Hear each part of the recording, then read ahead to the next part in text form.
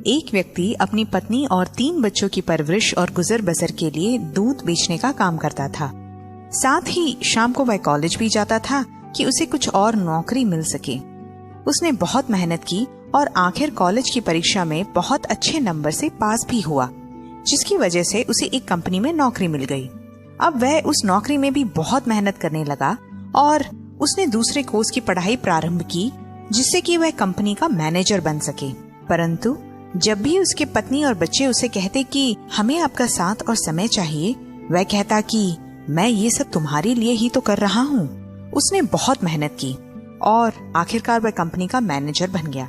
अब उसका अगला लक्ष्य था कंपनी में पार्टनर बनना, परंतु कई बार उसे संडे को भी बाहर मेहमानों के साथ रहना पड़ता और अपने परिवार के लिए वह समय नहीं दे पाता। कुछ दिनों के बाद वह कंपनी में पार्टनर बन गया, मगर उसकी इच्छा अभी पूरी नहीं हुई थी।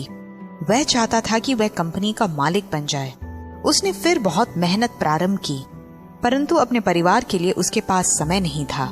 उसने अपने पत्नी के लिए एक नौकरानी की व्यवस्था की, जिससे कि उसे आराम मिल सके।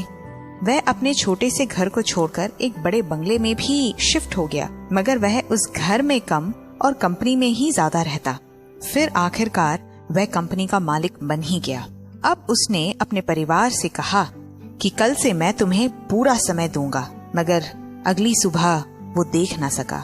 मित्रों, अपने कल की चिंता करते करते हम अपने आज को व्यर्थ ही गवा देते हैं, पर प्रभु का वचन हमें कहता है कि अपने कल की चिंता मत कर, क्योंकि चिंता करने से एक पल भी तो ना तुम बढ़ा सकते हो ना कम कर सकते हो।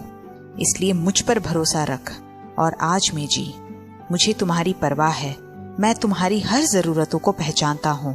तो जब ऐसे प्रेममय परमेश्वर हमारा ध्यान रखते हैं, तो हमें भी सिर्फ उन्हीं पर ध्यान लगाना है और वह हमारी सब जरूरतों को पूरा कर देंगे।